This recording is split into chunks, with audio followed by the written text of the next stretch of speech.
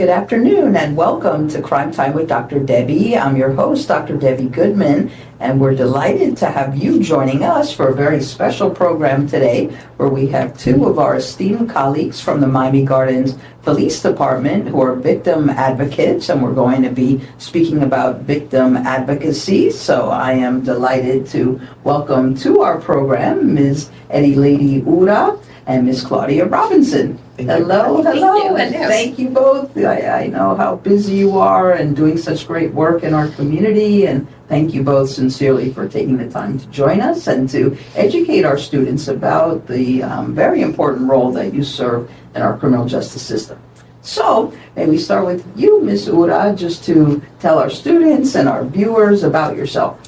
Well, my name is Edyleidy Urra again, and I've been a victim advocate for 22 years. I actually studied accounting. That was my field, as my parents chose for me, but went into advocacy at the state attorney's office, volunteered, and then became a pre-file secretary there, then moved myself up to a trial coordinator, and then joined the office of the attorney general, where I worked for 14 years. Oh, wow. And recently joined Miami Gardens 7 years ago as an advocate. So I've been doing advocacy for 22 years now. Amazing. Well, thank you so much for your service. And Ms. Claudia Robinson. Hello, I'm Claudia P. Robinson. I have been working with Miami Gardens for almost 18 years. I started as administrative assistant. I did payroll, ended up getting my MBA from St. Thomas. And I wanted to be a victim advocate so bad, only because my family went through some domestic violence situations. And I just wanted to see if I could help where my family didn't get the help. Yes, wow, so admirable, and thank you both so much for your service and all that you're doing for our community. Very much appreciated. May we continue with you each sharing some of the career experiences that you've had in victim advocacy? Well, I responded to the Pulse case in Orlando. I was there for almost 3 weeks. Wow. Do you want to just maybe mildly remind our students about that? Most of whom would know, but just... Okay, that was a club shooting that took place over the weekend. It was mostly Hispanic, so a lot of people were killed.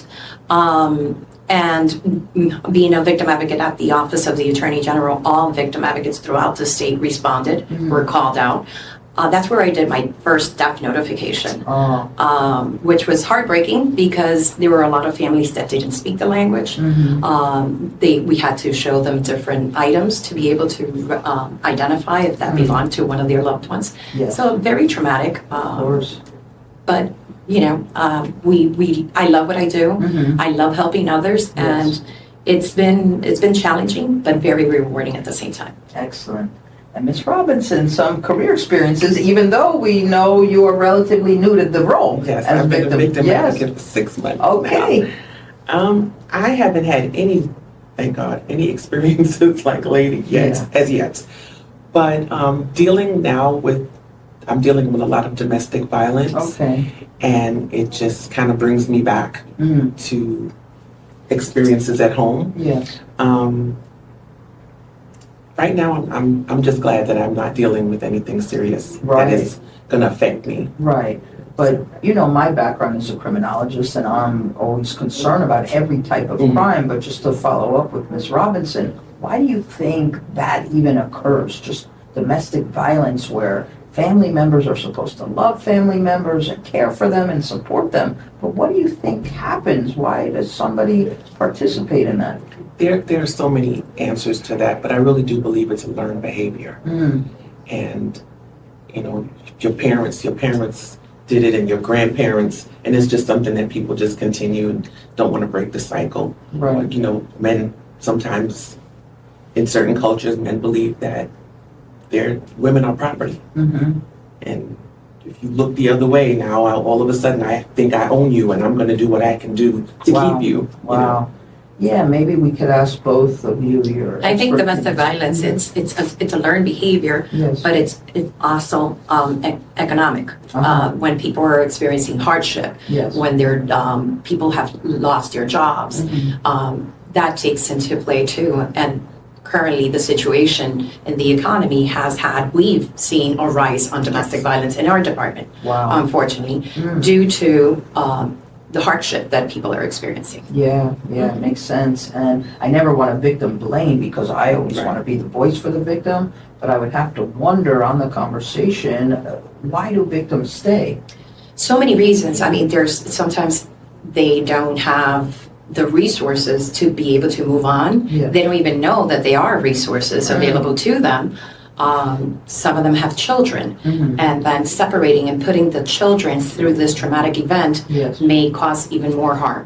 So sometimes that's what tends to keep a victim from coming forward or getting the help. Right. But now even immigration, there's we recently had a case that the husband is threatening to call ICE on his wife, Oh, my. and immigration plays a huge role now Yes, on victimization, unfortunately, and domestic violence. of course.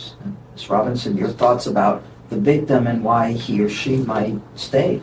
Well, like she mentioned, economics. Yeah. If I'm the wife and I'm not working and the husband is working, that's my only dependent, where am I going to go? Yeah.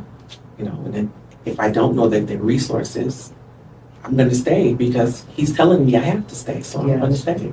And then the children, you The must children, yeah. see the children and their, do they understand and how do they react and respond? What we do is once we get a case and we both of us, there's 3 victim advocates at the department, we each read our own cases and then notate to see if a case has a child was present. And if the child was present and it wasn't noted on the police report, then we have that amended to be able to empower and get the resources to that child. Since we know it is a learned behavior, we need to be able to break that cycle. Absolutely. And the only way to break that cycle is to get them young and to teach them that's not an unacceptable behavior. So we are able to get them when they need the help. Excellent, very important.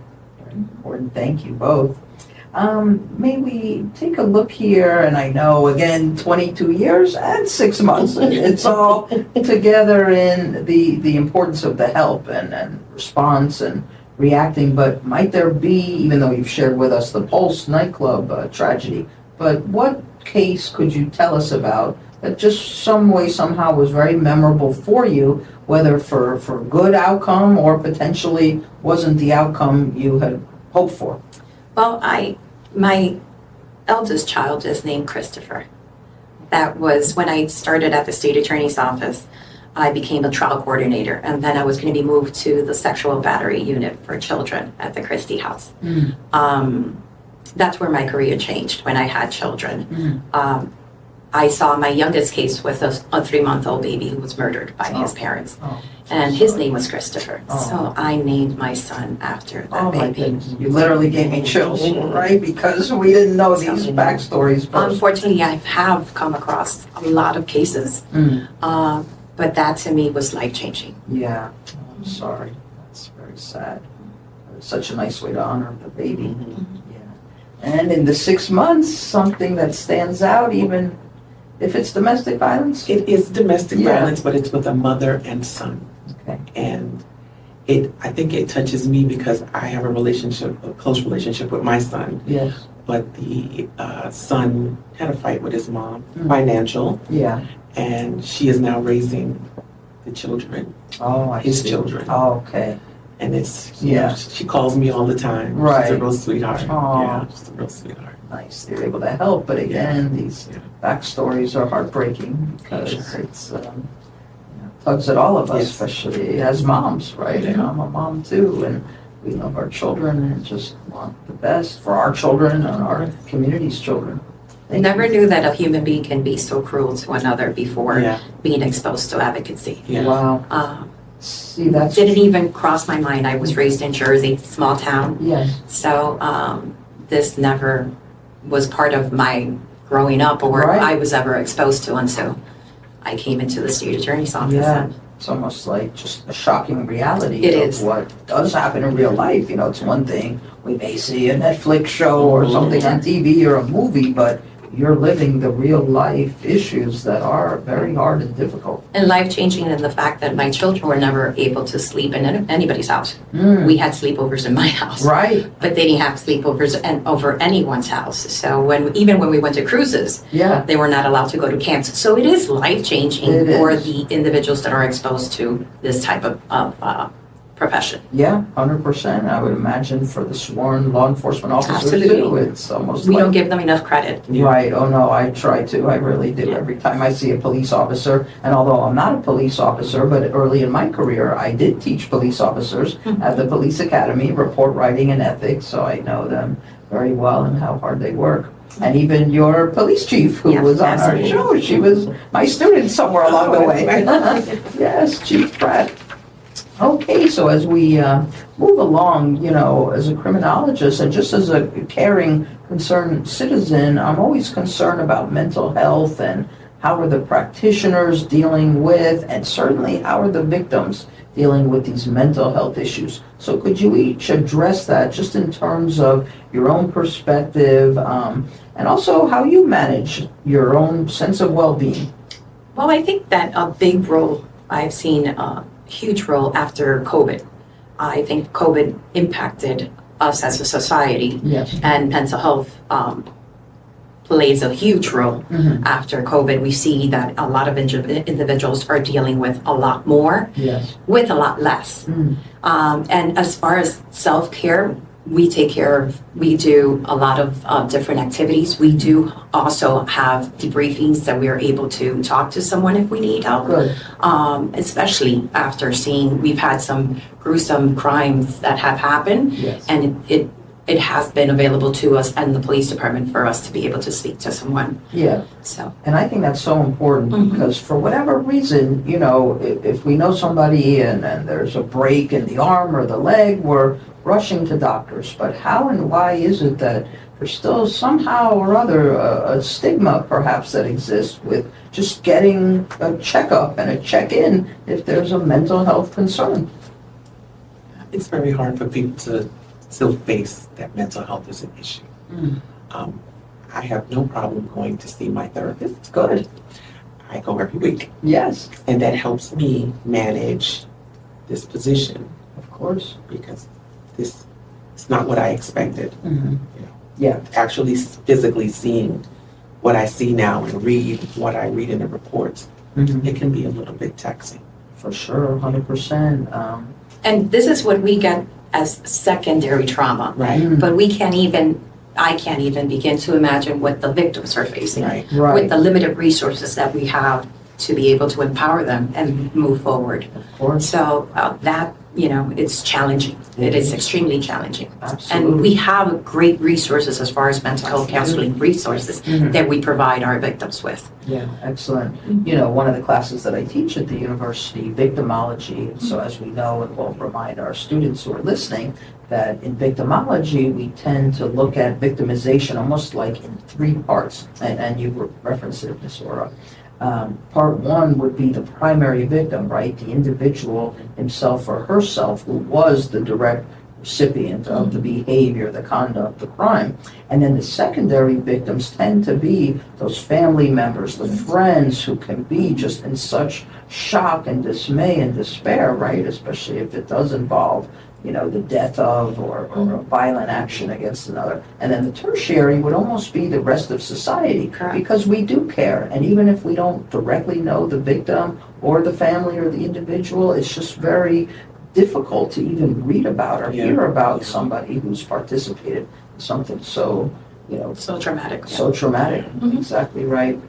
And obviously, you're both experts in communication and really establishing rapport, I would imagine, with the victims and those that you help daily. And what might your philosophies be about communication? How do you go about that? We do try and empower and hold their hands at the beginning to be able to guide the victims through the criminal justice process, through the resources of linking them, being that liaison between the police department, the state attorney's office, and the resources. We try and empower them to be able to pick up the pieces and move forward when we're no longer in the picture. Right. I think that is really powerful for them to be able to advocate for themselves and to empower them to know that they could get out of this situation and move on. Very good. Excellent. What do you think, Ms. Robinson? I just believe in not having a victim remain a victim to become a survivor. Yes, I like that. That's important. I was just thinking about and discussing with my students this sad case of Miss Virginia Giuffre, who was one of the Jeffrey Epstein victims, but yet she was also a survivor and became the voice for many women who've been victims of sex trafficking, rape, sexual abuse. But the sad outcome, of course, now is suicide. So I think it's just important to mention in the context of victimology, victimization, that should never be an option, that help is available, and we know there's a national suicide hotline, 24/7 accessibility, free service, 988, which can be texted or called for those who may be listening. We want to make sure that people know that exists. And be able to look at each other's red flags, because I'm pretty sure that person communicated something to somebody else, but maybe sometimes we fail to reach out, and if we see something, we may be able to save that person. Right. So getting help for someone, even when they don't have a voice for themselves, is important. 100%. It is important. So if we see something, or if we hear about something, communicate it to someone, or at least be there for that person to be able to empower them and not let them feel alone. Excellent message. I think so. And certainly for our college students listening, that even young people may have issues of concern and they feel distraught, but their friends can help them and navigate them toward the right service. Yeah, thank you. And you touched upon it a little bit, but can we delve a little more into some of the challenges that you are facing, maybe personally and maybe professionally, in your role as a victim advocate? Well, there is a program called the Victims Compensation Program. It's administered by the Office of the Attorney General, and they do offer resources to individuals who are victimized within our state.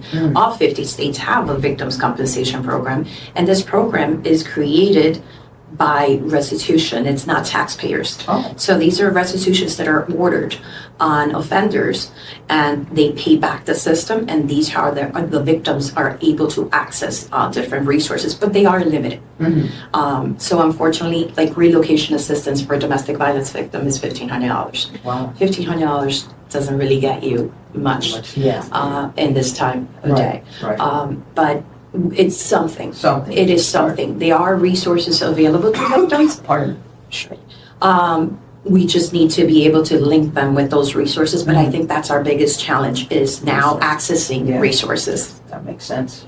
You agree, Ms. Robinson? Yes, I definitely agree. Can you share with our students maybe a little bit more, not only about your journey, 22 years, well, 6 months plus all the other wonderful contributions you've made, but how does the journey look? Is it smooth? Where do you see some bumps in the road? Did it happen maybe earlier in the career, middle, or is there just always something to navigate? Well, from my perspective, I think that I have become, there's always been a bump, because once you become accustomed to an acceptable behavior, then in my eyes, you're part of the problem. You have to stand up for that. This is not tolerated. Yes. Criminals or violence, it's not the resource. It's not the outcome. Right. So I think that being able to assist and provide that guidance is going to be able to fulfill that victim. And professionally, for me, I think I was raised with al bien, mire a quien, do well and don't look at who. I think that has been my upbringing, who has instilled that in me, and I'm able to assist and facilitate those resources and link those resources to the victims that I come across. But professionally, I think it takes a huge toll on the individual. And Ms. Claudia would be able to attest to that in her 6 months. Has it been bumpy, smooth, a combination? There's been some bumps. But you take the good with the bad. Right.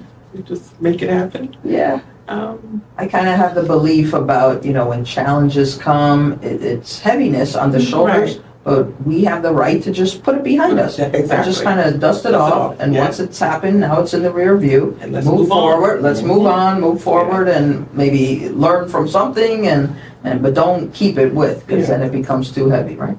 Well, it depends, because when it comes to children Yeah. and the elderly, Oh, That's yeah, hard. that's hard. it's I very know. hard to separate, especially when Oh, you're a that's mom. hard. Yes, yes. I that takes a understand. huge As toll. mom of Yeah. 2 boys, yes. I It takes understand. a huge toll on being able to do that separation. Right, I agree with that too, because It's I like the think case that, I was telling you Yeah. about, the lady she's an elderly yes, lady, and it's just sad to even understand that your son could hurt you and Yeah. then now leave his children, right. and you're responsible for the children. Wow, that's heavy. It's just, That's a heavy load. Thank you. And what might we share with our students about, are you recommending they look into victim advocacy as a profession? And if so, what type of skill sets would be important for them to really bring to the table to succeed? I think the biggest one is empathy. Yes. You have to be empathetic. You have to be able to not be judgmental. Mhm. Criminal justice plays a huge role, so you have to know the criminal justice process. Right. You have to be able to guide the victim Mhm. and be able to be that voice. Study statute Florida 960, which governs victims' rights.